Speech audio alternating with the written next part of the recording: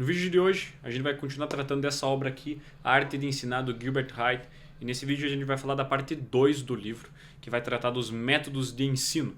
Então lá no primeiro vídeo a gente tratou sobre o professor, quem é o professor, quais são os requisitos que ele deve ter, as capacidades que ele deve ter para ser um bom professor. E nessa aula então a gente vai tratar sobre os métodos de ensino, como que o professor faz para pegar aquela disciplina que ele tem conhecimento e ensinar isso para os alunos de forma que os alunos verdadeiramente aprendam. Então eu já vou deixar o link no card para vocês, para quem quiser assistir aquele vídeo antes de assistir esse, né? Ou se quiserem assistir depois, o link vai estar no final do vídeo também para vocês conferirem. Que é interessante porque ele vai partir daquele conteúdo para dar continuidade, ele vai ter alguns pressupostos já do professor, né? Então, das capacidades que o professor tem que ter para continuar nesse capítulo falando da aula em si. Então é interessante, né? Mas dá para ver esse vídeo também como separado unicamente, que vai dar para entender bem os métodos de ensino mesmo assim, certo? Então, bom, para começar, o Gilbert ele acaba dividindo o ensino em 3 partes, que é primeiro a preparação, segundo a comunicação e terceira a fixação das impressões, que seria basicamente o que antecede a aula, a preparação da aula, a aula em si, como que a aula se dá, e no final a fixação das impressões seria como que a gente confirma que o aluno realmente aprendeu, né? E como que a gente fixa esse conteúdo para o aluno, né? Como que a gente faz ele realmente ter aprendido de fato. Então vamos começar tratando do primeiro ponto, que é a preparação. Aqui é muito interessante a gente parar para analisar um ponto em específico, que é a gente preparar, quando a gente vai preparar uma aula, não preparar essa aula como algo único, mas preparar de maneira contextualizada no curso. Então, claro que aqui o ideal do livro, o Gilbert está falando mais para casos de professores de sala de aula, de universidades, de escolas, mas isso serve para qualquer outra aula, para quem quer dar um curso na internet, quem quer gravar uma série de vídeos no YouTube, quem dá catequese, quem dá aula particular, de modo geral, isso serve para todos esses contextos. Nós temos que ter um planejamento a longo prazo do ensino, né? Então, quando nós não vamos dar uma aula isolada, nós vamos dar uma série de aulas, nós temos que planejar o todo. Então, nós já tínhamos visto algo lá no primeiro vídeo, né, sobre essa questão, mas aprofundando mais ainda, isso deve ser feito antes do professor começar a dar as aulas, para ter uma direção e um objetivo, né? Porque isso é muito importante. Quando o professor vai dar uma aula, essa aula tem que ter um objetivo claro, né? E tem que ser claro para os alunos qual é o objetivo dessa aula. E quando a gente trata do curso, mais ainda. Então, por exemplo, no ambiente universitário, a gente vai pegar um curso de 6 meses, né? Um semestre ou 2 semestres, que daria um ano.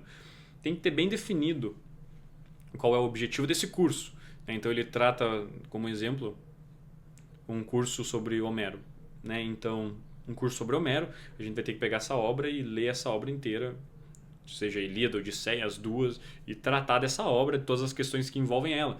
Então, se a gente fica só lendo a obra e não entra a fundo nela, nós não estamos fazendo nada, né? Só lendo a obra. E o objetivo tem que ser claro, porque o objetivo do ensino é formar a alma da pessoa enquanto ser humano. Então, o objetivo ele tem um final, uma finalidade muito clara, né? Ele tem uma causa final muito clara, que é que essa pessoa seja uma pessoa melhor ao final do curso. É basicamente isso. Então, como isso vai ser feito é a parte da aula. Agora, onde que isso, né, deve chegar, né, qual é a melhora que a pessoa deve ter na vida, deve ser definido antes. E com base nisso, então, ter todo o planejamento do curso, né? Então, vão ter tantas aulas, em tal aula vai falar sobre não sei o que, em tal aula vai falar sobre não sei o que, então vamos pegar o curso de Homero, né? Nós vamos ter uma primeira aula, então vamos pegar o curso de Homero. Nós vamos ter uma primeira aula introdutória falando sobre Homero, vamos tratar da questão se ele existiu ou não, vamos falar das obras brevemente que ele supostamente escreveu, a Ilíada, a Odisseia, vamos contextualizar. Nós vamos ter uma segunda aula falando sobre o contexto histórico geral da Ilíada e da Odisseia. Vamos ter uma terceira aula falando sobre como que a Ilíada e a Odisseia influenciou na educação grega e no mundo ocidental. Na quarta aula nós começamos a tratar da Ilíada. Vamos nos aprofundar, vamos começar a analisar versos, tratar da história da Ilíada. Depois na quinta aula nós vamos tratar da Odisseia e assim por diante. Até lá no final do curso nós fazemos uma aula, né, de recapitulação, rever tudo que foi estudado, juntar todos esses conteúdos numa coisa só. Então isso deve ser feito. Esse plano de ensino deve ser arquitetado e depois executado, como ele foi planejado, né? Então, no ambiente da internet, o ambiente do ensino particular, é muito mais fácil conseguir completar esse plano, né? Então, quando a gente vai dar um curso na internet, o curso está lá, a pessoa faz no momento que ela quiser, né? Não tem uma limitação de tempo e de espaço, como tem na sala de aula, na universidade, na escola, né? Então, às vezes, acaba faltando conteúdo que fica de fora porque acontece alguma coisa, os alunos vão perguntando, não dá tempo de tratar tudo. Então, todas essas variáveis elas devem estar, né, computadas no momento do planejamento das aulas, porque senão vai ficar conteúdo de fora. E se ficar conteúdo de fora, o ensino não vai se dar por completo, né? E ele não vai atingir o fim que ele deveria atingir com perfeição, né? Ou com maestria, né? Perfeição, né, vai ser difícil ter, mas da melhor forma que poderia ser tratado. Então, o planejamento é muito importante. Deve haver esse planejamento, planejar de modo geral e depois sim começar a planejar aula por aula, aula por aula. É interessante, por exemplo, vamos ter um curso de 6 semanas, de 6 meses, né? Então nós vamos ter 24 semanas, né? E nós vamos tratar então disso, em tal aula, daí nós começamos o planejamento das aulas. Então nós já preparamos 4 aulas, deixamos elas prontas. Conforme forem surgindo demandas dos alunos, outros assuntos, nós vamos estruturando as próximas aulas até que isso se feche, né, de maneira que complete o curso com tudo aquilo que deve ser ensinado.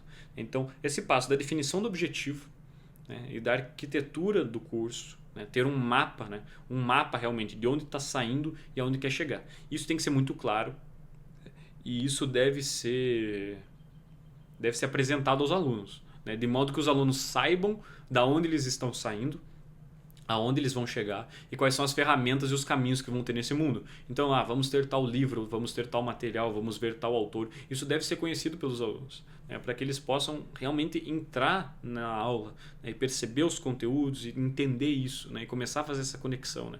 Nós queremos chegar em tal ponto, então isso aqui que eu estou vendo agora faz sentido porque eu estou sabendo que a finalidade é aquela. Agora, por exemplo, eu estou vendo uma aula aqui, o professor não me disse qual é o objetivo do curso. Eu estou vendo uma aula aqui sobre, sei lá, da Ilíada e Odisseia. Eu estou vendo uma aula aqui sobre educação na Grécia. Tá, mas isso aqui é um livro de literatura que eu estou lendo aqui, um poeminha. O que isso aqui muda saber sobre educação na Grécia? Qual a importância? Agora, se é claro, né, que a Ilíada e Odisseia tem esse poder formativo, né, e que isso pode se aplicar na vida do aluno, ver como essa educação se dava na Grécia vai melhorar o estudo do aluno, de modo que ele saiba onde ele está chegando. Os gregos viam dessa forma. Então, se eu sei que o objetivo do curso é fazer eu viver essa educação, vendo como os gregos faziam isso, fica mais fácil de eu entender, de eu aplicar na minha vida. Então, ter isso em mente é muito importante, ter o objetivo muito claro para o aluno, né? E aqui na obra, tratando da obra, ele começa a dar esse exemplo da Ilíada e Odisseia, e eu faço uma crítica aqui ao autor, porque qual é o ponto? Ele aponta que, tratando da Ilíada e Odisseia, da questão dos gregos, principalmente da educação grega, que ele vai tocar no ponto, e de como isso se dá hoje, se deu na modernidade, na Renascença, né? Ele vai falar basicamente que os medievais esqueceram dos gregos e não davam muita importância para eles, né? E isso claramente é uma mentira, claramente. E ele vai tratar brevemente esse ponto, mas é importante a gente desmentir, porque se você for pegar esse livro e não tiver tanto conhecimento de educação, né, e da história do Ocidente, talvez você dê como uma verdade isso que ele está tratando, mas o autor realmente ele não entra nesse ponto, né? É uma visão, realmente essa visão, né, essa visão saxônica aqui, de que mais liberal, de que os medievais esqueceram dos gregos e não davam tanta importância para a literatura. Claramente uma mentira, porque assim, nós só temos os textos gregos hoje por causa de figuras, né, como Santo Agostinho, como São Tomás de Aquino, né, os monges copistas que copiavam as obras, né? E essa filosofia grega toda vai ser amplamente estudada na obra de São Tomás de Aquino, dos escolásticos todos. Então, assim, claramente é uma mentira. Quando ele fala que os medievais esqueceram dos gregos, ele não está falando um fato real. É uma interpretação que ele está dando, né, que ele não dá a base porque não é o objetivo, né, dele tratar no livro, mas é importante a gente tocar nesse ponto para quem for ler a obra, né, não se perder ali e acabar tendo isso como uma verdade. Outro ponto que aí sim, né, toca no livro aqui, no objetivo do livro, e que eu discordo, é que ele vai dizer que a educação muda com o tempo e o meio de ensinar deve mudar também. E aí qual é o ponto da discordância? Porque ele tem uma frase que ele fala E a frase que ele fala, deixa eu até pegar aqui para confirmar com vocês, vocês ter a certeza, né? E que ele falou realmente isso, só para confirmar que ele falou exatamente isso que eu estou dizendo. Ele vai dizer o seguinte: o mundo muda e a educação deve mudar com ele. E claramente isso não é uma verdade do jeito que nós estamos vivendo hoje, porque o que ele está dizendo basicamente, anteriormente a esta frase, é que o professor ele deve se atualizar e que os métodos de ensino devem se atualizar. Mas ele não deixa isso muito claro para que ele está aplicando isso. Porque quando nós falamos, por exemplo, nós temos uma tecnologia, então nós estamos falando de computação, de inteligência artificial, lógico, que quando nós temos um assunto novo que está sendo tratado na academia, no mundo de forma geral, o professor tem que conhecer esse assunto e saber explicar ele para os seus alunos. Ele deve ter esse conhecimento geral da disciplina, das coisas novas que surgem a respeito daquilo. Mesma coisa a filosofia, quando aparece alguém com uma tese filosófica nova falando algo sobre Aristóteles, né, ele deve conhecer isso, porque ajuda ele na interpretação na aula dele. Mas dizer que a educação deve mudar por conta disso é um equívoco, porque a educação ela nunca vai mudar, no sentido de que o objetivo da educação é muito claro, é alcançar a verdade. E os métodos de educação que nós temos consolidados, nessa questão da oratória, da retórica e do método socrático, que são os mais consolidados, os melhores para o ensino, eles não vão se alterar porque eles têm princípios fundamentais muito sólidos que não sofrem alteração porque eles são baseados em verdades reais do ensino e da alma das pessoas, tanto do mestre como do aluno. Então dizer que o ensino simplesmente vai mudando porque o mundo muda, né, é um equívoco. E ele ainda fala, né, ainda pior eu acho um pouco a situação, que ele fala que as disciplinas mudam, né, então a história, a filosofia mudam, vai tudo se atualizando, mas a matemática, a física, a química, as exatas não mudam. Só que todo mundo que estudou na escola sabe que isso não é bem verdade, porque a física, a matemática, simplesmente aconteceram revoluções, a física newtoniana, a física aristotélica, a matemática, a questão da lógica aritmética da matemática e a lógica socrática, a lógica aristotélica. Então, isso também vai mudando. Então, ele falar que essas disciplinas não mudam, falar que a história muda é um equívoco, porque claro que a história muda no momento em que a história vai se atualizando e que o mundo vai acontecendo e a história vai se dando. Mas aqueles fatos que aconteceram lá não vão se alterar, eles são fatos concretos, já aconteceu aquilo. Então falar que isso muda, claro que vão surgindo novos pontos de vista sobre determinado assunto, mas isso não altera os fatos, isso não altera.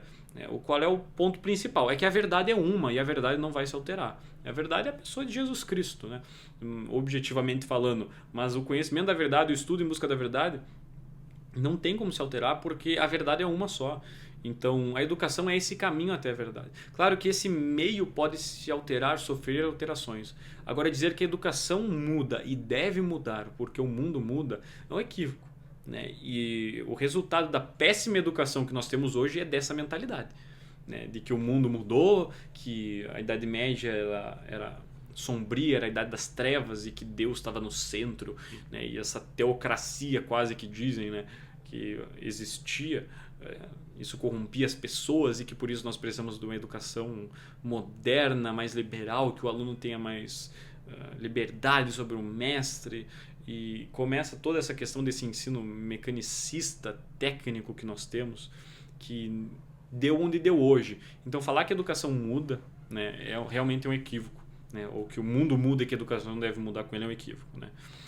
E isso é um ponto a se tratar, que ele vai tocar no assunto e que eu particularmente não concordo e que com certeza os grandes pedagogos do Ocidente não concordariam. De que a educação deve mudar porque o mundo muda. Bom, fechando essa parte da preparação, então nós vamos para a parte da comunicação da aula. E aí a gente tem uma divisão em 3 métodos, que o Gilbert aqui vai apresentar como a prelação, o sistema de tutorial e a lição preliminar. A prelação seria a exposição oral, então é falar, é o que eu estou fazendo com vocês aqui no vídeo. Eu vou apresentando o conteúdo, falando e vocês vão captando essa informação. Então a prelação é basicamente isso, e ela tem que ter como algo muito claro no professor é o uso da retórica, né, da oratória. Então o professor ele deve ter isso muito claro, né, que ele tem que ser um bom orador e um bom retórico para ele poder passar o ensino corretamente. E aqui quando a gente fala de retórica, a gente não está falando de manipular simplesmente para acreditar numa mentira, numa ideologia. Não, a retórica como algo bom realmente, né, que é o professor induzir o aluno, pelas palavras dele, a chegar àquela conclusão que ela é verdadeira. Então a boa retórica vai levar para uma conclusão verdadeira. Então a boa retórica deve ser usada pelo professor. Certo? E aqui mais uma vez o Gilbert vai apresentar uma crítica aos medievais e aos judeus do Antigo Testamento, porque eles tinham muita questão de decorar, e que decorar não é algo tão bom, que é outra mentalidade péssima que nós temos hoje, de que a memória não deve ser tão utilizada, ou que decorar é ruim, né? E vai criticar os medievais, que os medievais tinham que ficar decorando as coisas, e os judeus também, né? E ele não fala nada dos gregos agora, só que é engraçado porque os gregos sabiam a Ilíada e a Odisseia de cor justamente porque eles não tinham texto. Então, realmente a gente vê essa quase que idolatria dos gregos, né? E essa crítica muito ferrenha aos medievais, né? Por essa questão muito liberal mesmo da mentalidade, né? do século XX passado, né? O Gilbert ele é irlandês que vive no século XX. E essa mentalidade liberal realmente é algo ruim, porque tira toda a parte boa do ensino medieval, que era excelente. Então, concluindo basicamente essa crítica novamente que ele faz, que não é algo verdadeiro. E o próximo ponto ele volta que a prelação deve ser planejada com pontos fundamentais e argumentos de ligação. Então a prelação seria basicamente isso. O professor apresenta pontos fundamentais, que é aquilo que o aluno deve anotar e focar, e ele vai apresentar pontos de ligação que fazem a ligação entre os pontos fundamentais. Passando para o segundo método, que é o sistema tutorial, que eu discordo do nome, porque quando a gente pensa em tutorial, a gente pensa em alguém ensinando mecanicamente nós a fazermos algo, né? Tipo o tutorial do YouTube, do Instagram, ali, do Reels, sei lá. Mas não, quando ele está falando de sistema tutorial, ele está falando de sistema de tutoria, que seria o método socrático, basicamente. Então, os gregos tinham muita questão do debate, né? Isso vem muito do Sócrates, do Platão, e também dessa questão da teoria da reminiscência, de que Platão disse que a alma humana já conhece as coisas, né? E que nós conhecermos é um aprendizado, né? Nós reaprendermos, então que o homem tem que, através do método socrático, se fazer as perguntas, né, que vão despertar a alma humana para aquela verdade, e ele vai chegar às próprias conclusões, né? Inclusive, algo que é muito bem apresentado aqui no Lógica Socrática, do Peter Crift. Fica a recomendação da obra para vocês, o link vai estar na descrição para quem quiser ver mais, que é muito interessante essa questão do método socrático, certo? Vale a pena vocês verem mais aprofundado, né? Principalmente no estudo da lógica. Então, o método socrático é basicamente isso. O mestre ele vai apresentar perguntas direcionadas para um certo ponto. Então, ele quer ensinar sobre Homero, ele vai fazer perguntas para os alunos, né? É claro que aqui na questão da literatura, da história, o método socrático ele não funciona tão bem, porque é muito expositivo essas disciplinas, né? De realmente o professor ter que contar uma história do que aconteceu. Então, entrando na filosofia, principalmente, né? Até na ética, na metafísica, o método socrático funciona muito melhor, né? E realmente é o melhor nesse caso, justamente porque desperta a alma do homem, que realmente tem a lei natural, né, infusa nele desde o momento da concepção ali, que faz com que o aluno entenda, e chegue a conclusões pelo próprio raciocínio que o método socrático fomenta na alma do aluno, né, que pelas perguntas do professor ele consiga chegar às conclusões, né? Então é basicamente isso. E vai muito dessa conversação do aluno pesquisar e julgar pela própria razão, né? Então, na prática, seria muito isso. O aluno pega um texto, vai construindo isso, o professor vai fazendo perguntas em cima disso e o aluno vai respondendo. Então, esse seria o segundo método, que é o sistema tutorial. O terceiro método é o trabalho de classe ou lição preliminar, que basicamente, esse é o mais simples de se entender. O aluno vai para casa, ele pega um livro, aqui, ele vai pegar esse livro, vai ler o livro e vai fazer um trabalho, uma anotação, um resumo, e depois o professor vai corrigir isso. Então, o professor basicamente ele chega na aula, ele já toma como base os pontos principais da obra. Então, tudo aquilo que é muito claro, muito evidente, o professor já vai dar como conhecido, porque ele não precisa ficar explicando ponto por ponto. Então, isso na literatura, na gramática, isso funciona muito melhor, né? Por exemplo, na história, né, o método de oratória, né, de retórica do professor funciona melhor porque é uma exposição realmente, né? E esse trabalho aqui, ele parte muito dessa questão de que tem algo que já foi exposto e que o aluno pesquisando e o professor preenchendo as lacunas fica muito mais fácil dele entender. Então, para questões como língua portuguesa, gramática, é muito melhor esse método da lição preliminar, porque faz com que o aluno busque conhecimento e o professor só preencha as lacunas. E outro ponto importante, né, desse terceiro método, que é a lição preliminar, é que o professor, ao final, ele vai ter que verificar se o aluno aprendeu realmente. Porque como ele parte do pressuposto de que o aluno já tem estudado aquilo, ele vai só preenchendo as lacunas, no final ele vai ter que verificar se essas lacunas foram preenchidas. Então aí se dá a aplicação de provas, de trabalhos, de perguntas que o professor faz. E esses métodos eles devem ser utilizados para realmente fazer a verificação de que o aluno realmente aprendeu.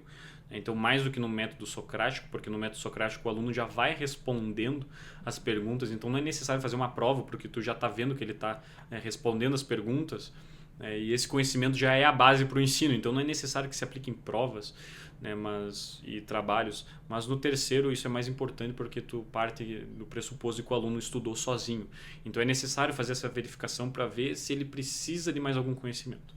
Então esse seria o terceiro método. Então a gente fecha a parte da comunicação.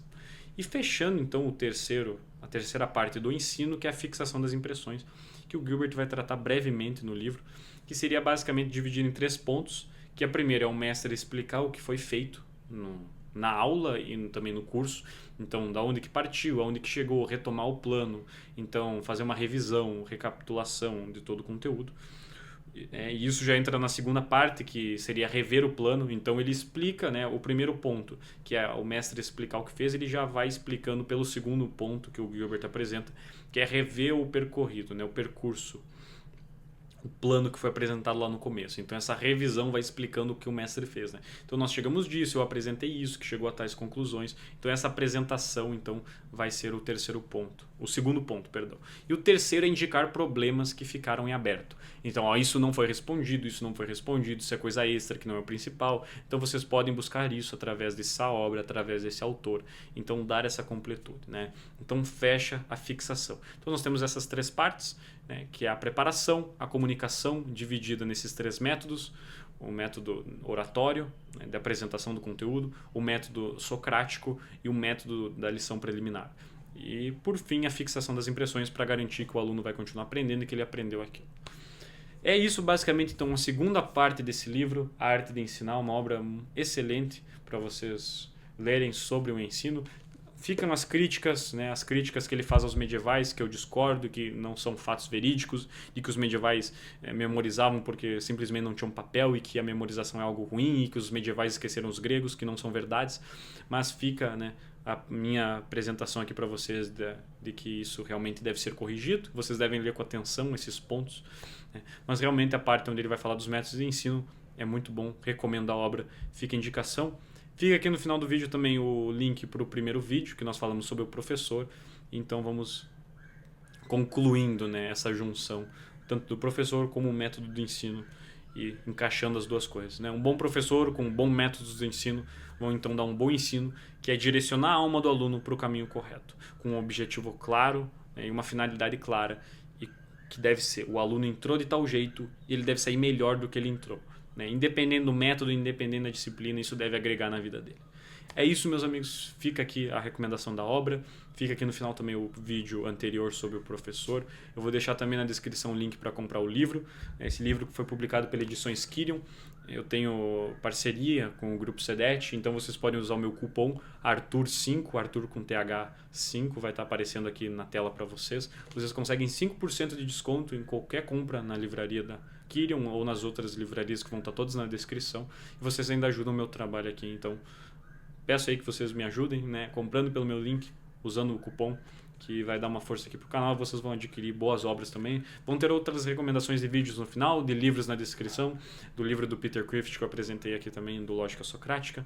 Depois confira a descrição. Se inscreva também na minha newsletter para vocês receberem textos que eu trato lá de temas gerais, da educação, né, do conhecimento. E também para quem está se inscrevendo agora, os primeiros inscritos estão recebendo de graça o livro Arte Clássica da Memória, onde eu vou falar sobre a memorização, que infelizmente o Gilbert, né, critica, que a questão dos medievais precisarem ficar decorando, mas que é excelente e muito fundamental para quem está estudando. Então confira aqui e receba gratuitamente o e-book Arte Clássica da Memória se inscrevendo na newsletter. É isso, fico por aqui, fica as recomendações, até um próximo vídeo, Deus vos abençoe e até lá, se Deus quiser. Forte abraço.